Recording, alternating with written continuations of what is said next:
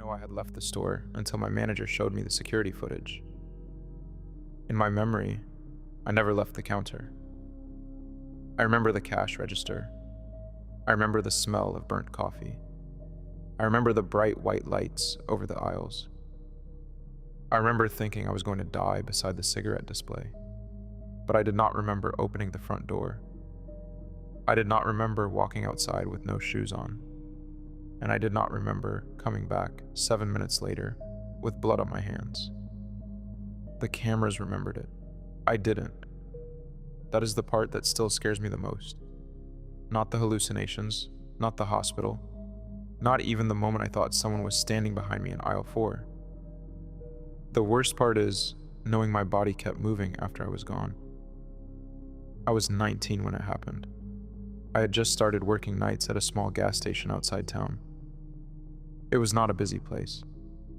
During the day, truckers bought coffee and old men played the lottery. But at night, it felt different. After midnight, the whole place became too quiet. The road outside went black. The pumps clicked in the wind. The coolers hummed against the back wall. And every few minutes, the security monitors buzzed like they were waking up to check on me. It was my 3rd week on the job, but it was my first full night alone. My manager, Paul, told me it would be easy. He said most nights were dead. He said I just had to mop, restock the cooler, count the drawer, and stay awake until 6. That was the part I was worried about. I had barely slept the day before. I had another job in the morning, and I took the gas station shift because I needed the money. I told myself I could handle it. People work nights all the time. It was just a store. Just a few hours. The guy finishing the evening shift was named Evan. He was older than me, maybe 28. He had tired eyes and always smelled like cigarettes and mint gum. When he saw me yawn for the 3rd time before midnight, he laughed. "You're not gonna make it," he said. I told him I was fine. He looked at the clock, then looked back at me. "You got coffee?" I held up my cup. He shook his head. "That stuff is basically water." Then he reached into his jacket pocket and pulled out a little plastic bag. Inside was one small white tablet. No logo, no color. Just a chalky pill that looked like something you would find loose at the bottom of a drawer. I asked what it was. He said it was just something to keep me awake. Not a party drug. Nothing serious. Think of it like a stronger caffeine pill, he said. That should have been the moment I said no, but I was tired. I was broke, and I didn't want to be the guy who couldn't handle one night shift by himself. So I believed him. Not because he sounded trustworthy, because I needed it to be true. I took it after he left. I stood behind the counter, swallowed it with cold coffee, and stared at the empty store like something was supposed to happen right away. Nothing did. For maybe 20 minutes, I felt normal. A little nervous, a little stupid. Then I started to feel awake. Not good, just awake. Too awake. My eyes opened wider, my thoughts got faster. The numbers on the register looked sharper. The labels on the cigarette packs looked almost too clear, like every letter had been cut with a knife. At first I thought it was working. I restocked the gum, I wiped the counter. I checked the bathrooms.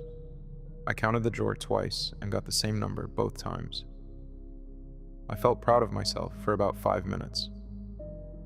Then the air changed. The store was not hot, but I started sweating just enough to feel it under my shirt. My mouth got dry. I drank water, but it didn't help. It felt like the water disappeared before it reached my stomach. Then my stomach started to twist. Slow at first, a pressure under my ribs. Then a sick, heavy feeling, like my body was trying to reject something it didn't understand. I leaned against the counter and took a breath. That was when I heard the coolers. I had heard them all night, but now they were louder. Much louder. They were not humming anymore. They were growling. A low, steady sound from the back of the store that pressed against my ears. The lights above the aisles looked too white. The tile floor looked too shiny. The lottery machine's black screen reflected my face, and for a second, I did not recognize myself. My pupils were huge. My skin looked pale. My jaw was tight. I tried to relax my face, but my teeth were already clenched. Then my heart started. I don't mean it started beating. It had been beating the whole time, but suddenly I could feel every hit. Hard, fast, too fast. It felt like my chest had become a door and something was knocking from the inside. I put 2 fingers on my wrist. My pulse was racing. I told myself it was fine. I told myself I was just anxious. I told myself coffee could do this too. But then my hands went cold. My fingers started tingling. I rubbed them together behind the counter, trying to bring the feeling back. That was when I looked at the security monitors. There were 6 cameras: front door, register, aisles 1 and 2, aisles 3 and 4, cooler wall, parking lot. I'd been watching them all night because there was nothing else to watch. But now the screens looked strange. The footage seemed delayed. Not by much. Just a second. Maybe less. When I moved my hand, the camera above the register showed it a moment later. I waved once. The monitor waved back, late. I froze. Then I forced myself to laugh. Of course there was a delay. Cameras did that sometimes. I turned away. Then something moved in aisle 4. I saw it on the monitor. A dark shape near the back of the store. At first I thought it was a customer. I looked up from the screen and stared down the aisle. Nothing. No one was there. Just chips, motor oil, paper towels, and white tile. I looked back at the monitor. The shape was still there, standing between the shelves. I stopped breathing for a second. It looked like a man. Not clear, not detailed. Just someone standing too still. I looked up again. Aisle 4 was empty. My heart hit harder. I grabbed the small metal bat Paul kept under the counter. My hand was slick with sweat and the handle felt cold. "Hello?" I said. My voice sounded wrong in the store. Too small. The coolers kept growling. The lights kept buzzing. No one answered. I stepped out from behind the counter and walked toward aisle 4. Every step felt loud. My shoes squeaked on the tile. I could hear my breathing through my nose. The nausea got worse as I moved. When I reached the aisle, there was nobody there. I checked behind the end cap. I checked the floor. I checked the blind spot near the cooler door. Nothing. I walked back to the counter faster than I wanted to. I looked at the monitor. The shape was gone. For a few minutes, I convinced myself I had imagined it. Then the phone rang. I jumped so hard I hit my hip on the counter. It was the store phone. I picked it up. "Yeah?" No answer. Just a low sound, like breathing too close to the receiver. I said hello again. Still nothing. Then the line clicked dead. I stared at the phone. My mouth was so dry my tongue felt stuck to my teeth. I checked the caller ID. No number. I wanted to call Evan and ask what he had given me, but I didn't want to sound scared. That was still in me somehow. Even while my hands were shaking. Even while I was alone in a gas station at 2 a.m. I was still worried about sounding weak. A customer came in around 2:15. An older man in a brown jacket. Normal guy. He bought gas and a bottle of water. I tried to act normal. I said hello, scanned the water, and asked which pump. But the words came out too fast.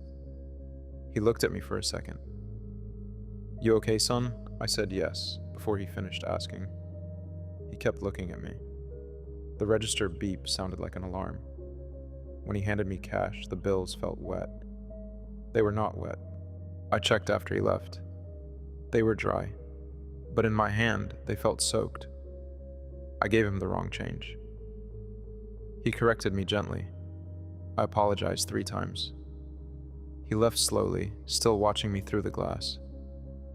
As soon as his truck pulled away, I locked the front door. I know I did. I remember turning the key. I remember pulling on the handle to make sure it was locked. That matters, because later, the footage showed me unlocking it again. After he left, time stopped working right. I looked at the clock. 2:23. I looked again. 2:41. I had no memory of the 18 minutes between. The mop bucket was out. I did not remember getting it. Water spread across the floor near the coffee station. I did not remember spilling it. The cooler door was open. I did not remember opening it. My phone was on the counter, flashlight on. I did not remember touching it. I picked it up and saw a missed call from Paul, my manager. I had no memory of the phone ringing. I called him back. No answer. I tried Evan next. No answer. That was when the panic stopped feeling like panic and started feeling like evidence. Before that, part of me still thought I could wait it out. I thought if I stood still and drank water, my body would calm down. But now I was losing pieces of the night. Small pieces. Important pieces. I could not trust myself. I could not trust the cameras. And I could not trust the store. I kicked off my shoes because my feet were burning. That sounds insane now. But at the time, they felt too tight. Like they were cutting off my circulation. I stood behind the counter in my socks, sweating through my shirt, holding a metal bat in one hand and my phone in the other. Then I saw him again. Aisle 4. Same monitor, same dark shape, but closer. This time he was near the front of the aisle, facing the camera, facing me. I looked up. Nobody. I looked down at the monitor. He was there. I looked up again. Empty aisle, monitor. There. Empty aisle. There. My stomach turned hard. I bent over and dry heaved into the trash can. Nothing came out. Just a sour burn in my throat. My body wanted to throw up, but there was nothing to give. My heart was not just fast anymore. It felt uneven. Fast, fast, pause. Then a heavy thump. Each pause made me think it had stopped. Each thump made me think it was going to burst. I whispered, "This is not real." But the problem was my body did not care. My body believed every second of it. Then the monitor above the register changed. I saw the camera view of myself from behind. Me standing at the counter, barefoot, shoulders tight, bat in my right hand. And behind me, just over my left shoulder, there was a man. Close enough to touch me. I turned around so fast I slipped on the tile. Nobody was there. I screamed anyway. Not a big movie scream, a short, ugly sound that came out before I could stop it. I ran to the bathroom and locked myself inside. The bathroom light flickered once, and I almost started crying. I sat on the floor with my back against the door. My body was shaking, my shirt was soaked, my hands were numb. I could hear the blood in my ears. I called Paul again.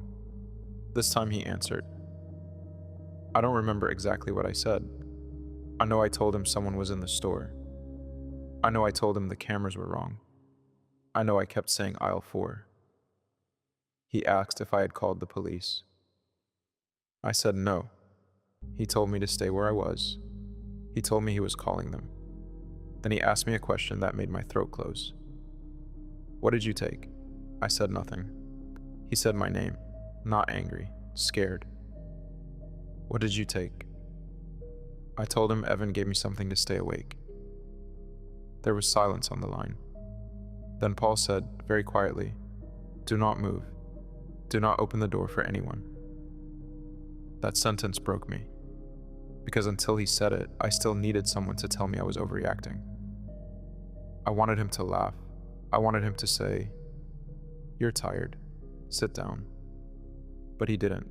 He sounded afraid. I stayed on the bathroom floor and listened. At one point, I was sure someone touched the door handle. It moved. I know it moved. I held my breath and watched it. The handle turned down slowly, then back up. I whispered into the phone, "He's here." Paul kept saying, "The police are almost there." But I could barely hear him. The coolers were too loud, the lights were too loud, my heart was too loud. Then I blacked out. Not completely. It was more like skipping forward. 1 second I was in the bathroom. The next second, I was sitting on the floor behind the counter with 2 police officers standing over me. The front door was open. Paul was there. An ambulance was outside. And my hands were covered in blood. I looked down and thought it was someone else's blood. That was my first thought. Someone else. Not mine. I started saying, "Where is he?" The officers asked who. I said, "The man from aisle 4. They looked at each other. Paul looked at the monitors. Then he looked back at me in a way I will never forget. There was pity in his face, and fear, but there was no confusion. They checked the store, every aisle, the bathrooms, the cooler, the storage room. Outside by the pumps, no one was there. No one had been hiding. No one had broken in. I kept telling them to check the cameras. I thought the cameras would prove it. I thought they would show the man. They did not. At the hospital, they gave me fluids and checked my heart. They kept asking what I had taken. I kept saying I didn't know. Because I didn't. My body was still wired. My legs would not stop moving. My teeth hurt from clenching. Every time I closed my eyes, I saw the man behind me on the monitor. A nurse came in later with a paper. She said there were signs of a stimulant. Not caffeine, not some harmless energy pill. She said words I had never heard in real life. Synthetic cathinone, alpha PVP. I remember nodding like I understood, but I did not understand. All I could think was that I had taken it alone. On a night shift, in a locked store, with no one watching me except the cameras. I asked if I was going to be okay. The nurse said I was lucky. I hated that word. Lucky did not feel right. Lucky was not sitting in a hospital bed with dried blood under your fingernails and no memory of where it came from. Lucky was not realizing you had trusted a pill because you were afraid of yawning at work. 2 days later, Paul showed me the footage. He did not have to. I asked. I thought I needed to see it. I was wrong. The first hour was normal. Boring even. Me behind the counter. Me wiping things that were already clean. Me checking the door too many times. Then I started to change. I watched myself stare at the monitors for almost 6 minutes without blinking. I watched myself walk to aisle 4 and talk to empty shelves. I watched myself stand in the middle of the store with the bat hanging at my side, nodding like someone was speaking to me. There was no man, not once. The aisle was empty every time. Then came the part I did not remember. 3:42 in the morning. On the footage, I walked behind the counter and picked up the keys. I unlocked the front door. I opened it. And I walked outside in my socks. No shoes, no jacket. Just a gas station uniform and a metal bat. The parking lot camera showed me standing near pump 3. I was looking at the road. There were no cars, no people, just darkness. Then I walked toward the trash cans at the edge of the light. For a few seconds, the camera lost me. When I came back, I was holding my hands close to my chest. I walked inside, locked the door, put the keys back. Then I stood behind the counter and stared at my bloody hands like they belonged to someone else. Paul paused the video. He said they found a broken bottle near the trash cans. There was blood on the glass. Mine, probably. The cuts were on my palms and fingers, not deep, but enough. Enough to explain the blood. Not enough to explain why I'd gone outside. Not enough to explain what I thought I saw out there. And not enough to explain why, right before I walked back inside, I turned my head like someone had called my name. There was no sound on that camera, so I will never know. Maybe I heard nothing. Maybe my brain made that up too. That is the worst thing about that night. There is no clean ending, no monster, no intruder, no final answer that makes everything feel safe. Just a camera showing me what I did, and a blank space in my head where the memory should be. I quit the next week. I never spoke to Evan again. I heard he told people he didn't know what the pill was either. Maybe that's true. Maybe it isn't. I don't really care anymore. The damage was already done. For months after that, I could not go into gas stations at night. The sound of coolers made my chest tighten. Security monitors made me feel watched. If a fluorescent light flickered, my stomach dropped. And sometimes, when I was trying to sleep, I would suddenly remember the bathroom floor, the locked door, the handle moving, Paul asking me what I took, my own hands covered in blood. I used to think a bad trip meant seeing scary things. I was wrong. The scary part is losing the ability to know the difference. It is looking at a screen and trusting it more than your own eyes. Then looking at your own eyes and not trusting them either. It is realizing that your fear can drive your body around like an empty car. It can make you open doors. It can make you walk into the dark. It can make you bleed without remembering pain. It felt like being trapped behind glass inside my own head. I could see pieces of what was happening. I could hear my heart. I could taste metal in my mouth. But I could not get control. Not really. By the time I understood I was in danger, I was already not the person making decisions. That night did not turn me into someone interesting. It did not give me a wild story. It made me afraid of my own memory.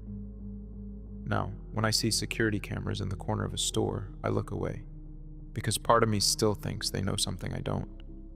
Part of me is still behind that counter, barefoot, sweating, holding a bat, watching aisle 4, waiting for the man on the monitor to move closer, and hoping, more than anything, that when I turn around, nothing will be there.